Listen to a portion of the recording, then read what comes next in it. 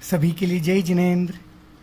तो आज हम पुनः उस कहानी की ओर बढ़ते हैं। तो आज की कहानी का विषय हमारा है यमपाल चांडाल की कथा। वह यमपाल चांडाल जो एक छोटे से नियम के कारण बहुत प्रसिद्ध हो गया। और सच बात भी है कि छोटे छोटे नियम ही हमारे जीवन को धन्य बनाने वाले होते हैं। तो आइए आज की हम कथा को प्रारंभ करते हैं। बात है काशी नगरी की। वहाँ के राजा हुआ करते थे पाक शासन। उन्होंने एक बार नंदीश्वर पर्व के उपलक्ष्य पर समस्त नगर में ढिंढोरा पिटवा दिया कि कोई भी इन 8 दिनों तक मांस भक्षण नहीं करेगा। परंतु एक सेठ पुत्र था, उसका नाम तो धर्म था, परंतु वह कार्य अधर्मी के किया करता था। सत्य व्यसनी था, मांस का सेवन करने में बहुत बहुत उसकी आदत पड़ी हुई थी। एक दिन बिना मांस खाए उससे रहा नहीं गया।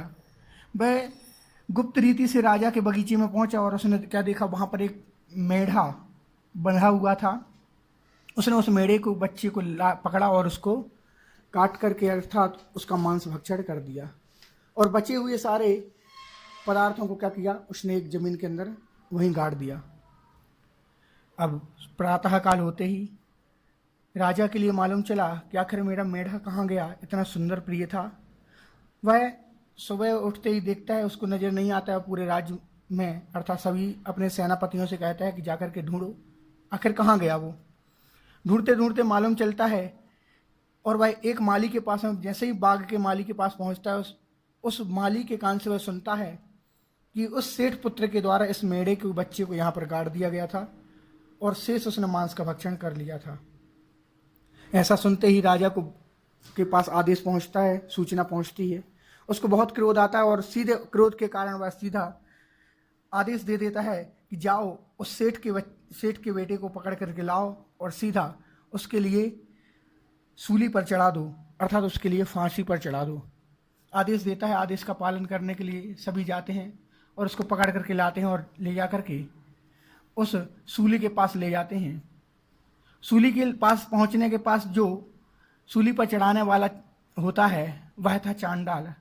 वह चांडाल कौन था? वह चांडाल था यमपाल। वह यमपाल चांडाल को मालूम चलता है कि आज किसी के लिए सूली पर चढ़ाया जाना है। परंतु वह तो कैसा था, वह एक रिद्धिधारी मुनिराज से उसने एक नियम लिया हुआ था कि मैं चतुर्दशी के दिन किसी भी जीव की हिंसा नहीं करूंगा। तो उस चतुर्दशी के वह दिन भी चतुर्दशी का पड़ गया। अब उसके घर में सैनिक आते हैं और उसको देखने के लिए आते कि कहाँ गया यमपाल, क्योंकि एक सेठ के बच्चे के लिए आज सूली पर चढ़ाना है।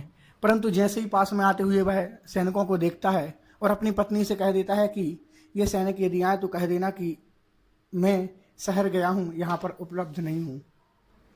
ऐसा कह देने पर वह उसकी पत्नी आकर के सामने खड़ी होकर के कह देती कि वो नहीं है। चूँकि वह सैनिक जो थे सामने होते हैं, वह कहते हैं कि यह विपत्ति का मारा, अर्थात इसका भाग्य इसका साथ नहीं दिया। अर्थात आज तो एक सेठ के बेटे को फांसी होनी थी, उसके सारे वस्त्र आभूषण पैसे इत्यादि सब कुछ उनको मिलने वाला था, परंतु आज उसका भाग्य नहीं है। लेकिन उसकी स्त्री के मन में लालच आ जाता है और वह धीरे से इशारा करते हुए कहती है, हाय कैसा यह भाग्य है जो मुझे नहीं मिल पा रहा है। वह इशारा करती हुई जाती कि देखो वहाँ पर है, और कहती हुई जाती, दोनों ओर से इशारा करती हुई कहती कि अंदर है। उसको पकड़ करके देख लेते हैं वह सैनिक और पकड़ करके उस यमपाल के लिए ले जाते हैं। राजा के दरबार में पहुंचते हैं और राजा के समक्ष कहता है कि मैं आज के दिन किसी को भी फांसी इत्यादि नहीं दे सकता, मैं किसी जीव की हिंसा नहीं कर सकता, मेरा ऐसा है नियम है। राजा को और क्रोध आता है कि एक तो ये सेठ का बच्चा जिसने धर्म भ्रष्ट किया, और दूसरी ओर ये यमपाल चांडाल यह मेरी बात को सुनने से इनकार कर रहा है। वह दोनों ही सेठ के बच्चे यमपाल चांडाल के लिए कह देते हैं कि जाओ और राज्य के जहाँ पर सबसे खतरनाक और उस तालाब में पड़े हुए मगर इत्यादि जीव है उनके बीच में फेंक दो। वह उनके लिए ले जा करके वह सैनिक आदेश का पालन करते हैं, ले जाते हैं दोनों के लिए। ले जाने के बाद उन दोनों के लिए वहाँ पर जैसे ही फेंकते हैं तो जो अधर्मी था जिसने मांस भक्षण किया था उसके लिए तो जानवर वहाँ के उसका भक्षण कर जाते हैं, परंतु जो यमपाल नामक चांडाल था उसके नियम के प्रभाव से, अर्थात नियम के होने के कारण देव वहाँ पर प्रसन्न होकर के आते हैं और देव वहाँ पर उसके लिए सिंहासन बना देते हैं। और सिंहासन बनाने के बाद उसको बहुत सारे आभूषण इत्यादि पहना देते हैं और उपहार स्वरूप बहुत सारा धन इत्यादि देते हैं।